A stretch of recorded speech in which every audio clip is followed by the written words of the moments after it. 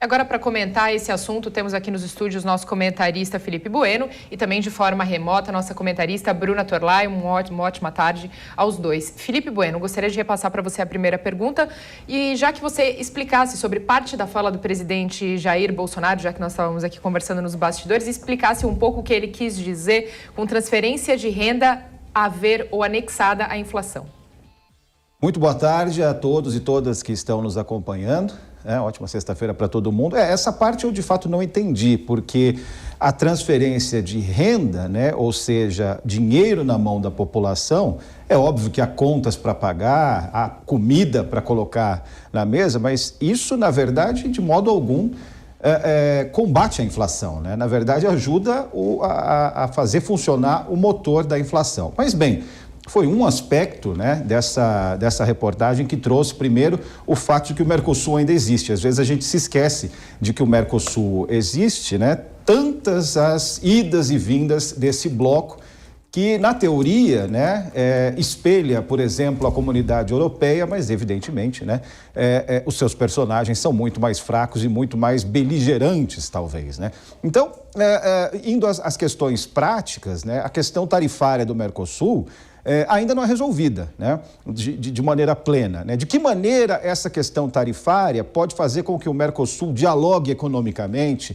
com mais países ou mais blocos econômicos? Isso sempre vai e volta, É uma discussão que parece não ter fim, já que a gente está se referindo ao começo das negociações, ou seja, ainda aos anos 90, E é bom, é financeiramente saudável, economicamente saudável para os países que fazem parte do Mercosul, esse tipo de diálogo econômico com outros blocos ou com outros países. Enfim, o que a gente viu foi um protocolo de intenções, como em outras vezes nós já vimos e ouvimos, Se vai dar em alguma coisa, é importante cobrar, é importante saber, é importante acompanhar. Então, eu até peguei o trecho. Bruna Torlai, ótima tarde, seja bem-vindo ao Top of the Hour. O Felipe falou sobre essa transferência de renda.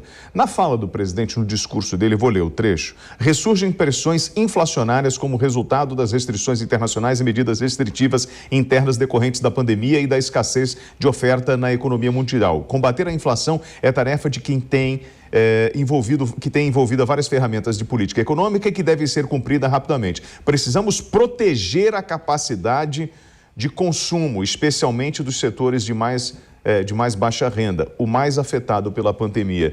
Na verdade, quando ele fala dessa transferência de renda, ele está, na verdade, falando sobre sustentar uma população que não tem dinheiro e precisa de apoio do governo.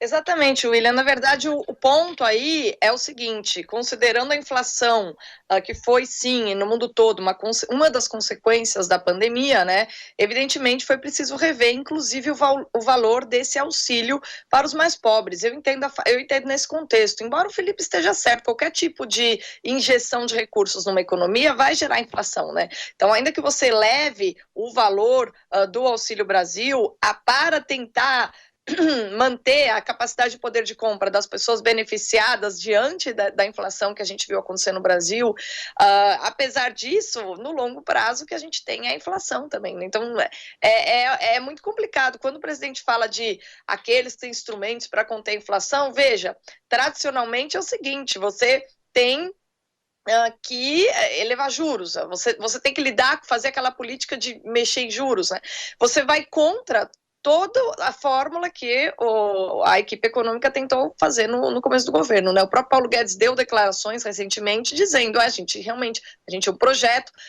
começou esse projeto em 2019 e veio a pandemia, e a gente teve que ter uma correção de rumo, e no meio dessa correção de rumo, a gente se deparou com uma economia de guerra, e agora a gente está corrigindo os problemas gerados pela economia de guerra, Então, é uma situação complicada. Eu achei o discurso do presidente bem pálido, Não é um discurso espontâneo, como aqueles que ele costuma fazer, é um discurso completamente protocolar, e a ideia também de Mercosul, que é um bloco comercial, não tem o menor sentido quando a gente compara os membros envolvidos, porque a gente não tem uma direção comum, É muito complicado você ter um bloco comercial quando a gente tem projetos políticos que são antagônicos, né? Como no caso do Brasil e Argentina. A Argentina está com um governo que é aliado do Lula, que é o maior rival do presidente Bolsonaro. Então é complicado como é que esse bloco vai funcionar. Precisaria de uma diplomacia muito saudável. Sem contar que a ideia da equipe econômica é focar em acordos bilaterais, que é algo que realmente protege a soberania e tem muito mais a ver com o tipo de política exterior que foi proposta pelo governo Bolsonaro desde o início. Então, é uma fala que não combina com tudo que tem sido o governo até agora. É como a gente viu esse redirecionamento grande, né? E como a gente está vendo o próprio presidente, às vezes, cansado de fazer todas essas concessões, eu vejo esse discurso como mais uma concessão, né? Que, dentre as infinitas que ele tem feito desde sua aliança com o tal do Centrão, que hoje em dia tem muito mais poder no governo do que provavelmente o presidente e os seus aliados próximos gostariam que tivesse. Felipe Bueno. Eu só queria colocar aliás, essa observação foi muito pertinente, né, do discurso pálido, claramente lido, né, muito semelhante ao discurso da cúpula da democracia, né, aquela cúpula promovida por Joe Biden, né. Agora, o ponto que eu queria colocar é que não necessariamente as visões de mundo de um grupo, né, de países, de um bloco de países, as visões dos presidentes ou dos governos precisam ser semelhantes. Senão, por exemplo, na Europa teríamos uma guerra entre Portugal e Hungria, por exemplo, né? Ou entre Alemanha e Polônia. E motivos, né? Dá para pensar que há. Então, na verdade, eu acho que a Bruna colocou um ponto importante, mas que está acima, né, das visões de mundo, que é a questão de uma democracia, de uma diplomacia que entende, né, as relações internacionais de uma maneira muito prática, muito pragmática, e não aquela maluquice que a gente teve no começo do governo Bolsonaro, né? Aquela diplomacia negacionista, né, contra o comunismo, que vai invadir, está na nossa porta, que vai invadir, terraplanista, toda aquela bobagem da qual a gente parcialmente se livrou, né? Então, é importante respeitar as visões de mundo distintas, desde que as diplomacias funcionem e produzam um bloco que vise ao bem comum, ou, né, como o bem comum é algo um tanto quanto fictício, teórico, etéreo, né, ao máximo, né, de aproveitamento, ao máximo de resultado positivo para cada país, para cada bloco, né? Felipe, eu vi uma certa ironia sua quando você fala do discurso pálido do presidente, porque é assim, quando o presidente pega um discurso, lê, ou melhor, quando ele vai para o improviso, vocês criticam. E falam várias coisas a respeito dele. Que ele não respeita a regra do jogo, o presidente perdeu o controle, não poderia fazer isso. Quando ele segue a regra e você fala em praticidade. Então, assim, ele está sendo técnico. Ele foi para uma reunião, apresentou um discurso técnico e ponto. Então, isso é palidez ou o que você esperava do presidente em relação a essa cúpula do Mercosul? Eu quero dizer que eu votei com a relatora, né? A Bruna falou pálido, eu concordo plenamente. Pálido no sentido justamente oposto ao sentido do discurso emocional, né? Uma coisa meio Sérgio Buarque de Holanda. Técnico, ok? Ele foi técnico, ele foi pragmático, ele foi objetivo. Assim, se ele está dizendo a verdade, se está dizendo o que ele pensa, né? Nunca saberemos, mas para os objetivos que foram colocados, é o discurso mais adequado, né? Embora tenha tido um erro de causa e efeito, que foi aquela discussão que a gente teve agora há pouco sobre a geração de renda, né, e a questão da inflação, que, na verdade, foram sinais totalmente trocados naquele ponto específico, né? Bruna, o presidente Jair Bolsonaro também falou sobre essa tarifa de exportação comum. E aí, nesse sentido, eu gostaria que você falasse quais são os benefícios dessa economia mais aberta entre os países do Mercosul e, potencialmente, até da América Latina. Veja, Mariana, os benefícios de uma economia realmente aberta são inúmeros, só que o Brasil não é uma economia aberta. E não adianta a gente ficar brincando, né, de fazer isso aqui no Mercosul. Eu entendo o que o Felipe disse, de você poder ter um bloco comercial independente das visões de mundo dos presidentes envolvidos. Eu compreendo isso.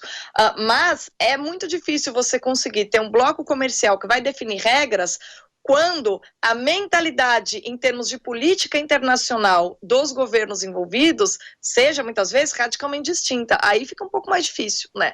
No caso aí de você colocar tarifas comuns, esse tipo de coisa, para estimular aí as trocas num bloco, e você definir isso por meio de proximidade regional, eu sinceramente não acho que seja a coisa mais vantajosa do mundo. Quando você tem acordos bilaterais bilaterais, cujos critérios são os benefícios mútuos dos países envolvidos, independente de ser um bloco com uma identidade cultural semelhante, me parece muito mais funcional, inclusive do ponto de vista dessa política exterior pragmática, né? Tudo bem, as pessoas falam muito mal do Ernesto Araújo, né? O Felipe Bueno acabou de aí mencionar, sugerir que ele fosse terraplanista, essas bobagens todas.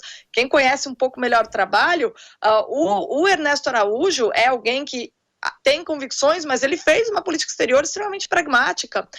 Ele fez acordos importantes com a Índia, por exemplo, que é um parceiro importante. Os acordos com a China todos se mantiveram, né? A única coisa que se sublinhou é o seguinte: acordos comerciais não implicam em concessões políticas. São coisas muito distintas. Você pode ter acordos comerciais muito bons com o mundo todo, com o Mercosul e com países de outras regiões, bilaterais ou no sentido de bloco.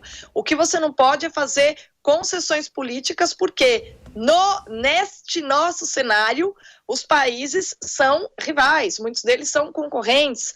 Você tem, sim, projetos que não estão ligados simplesmente à visão de mundo, e sim a projetos de expansionismo. A China tem um projeto expansionista, né? Então, quando você vê o tipo de acordo que ela tem com alguns países africanos, é de dar pena, é algo completamente desproporcional, né? Você percebe que ali houve um aproveitamento de uma economia muito mais forte, acharcando uma economia frágil, né, que agora está aí presa ao país por endividamento. Esse tipo de coisa qualquer país deve evitar. Qualquer país, né, que queira preservar sua soberania deve evitar. Então é um pouco mais complicado aí a gente falar desse tipo de relações. Sempre há alguns perigos, riscos políticos envolvidos. E se a gente falar só de pragmatismo e deixar de lado a cultura política que nos permite identificar esses riscos, a gente pode aí acabar fazendo algo ruim para o Brasil, né? Então, isso que você mencionou é uma regra simples, beleza? Pode aproximar os países, etc. Mas será que há interesse real? Né? Eu acho que o maior interessado aí no caso é o Brasil, né? que é o país mais relevante aí desse bloco, que é o Mercosul. A Argentina está em frangalhos, já foi importante, mas hoje, pelo amor de Deus, ela é um problema. Não sei quem que quer fazer negócio com a Argentina, mas tudo bem. E os demais países aí estão todas economias menores, né? Eu acho que o Brasil ele tem que negociar na mesma proporção com países tão fortes quanto ele. A gente ganha muito mais com isso.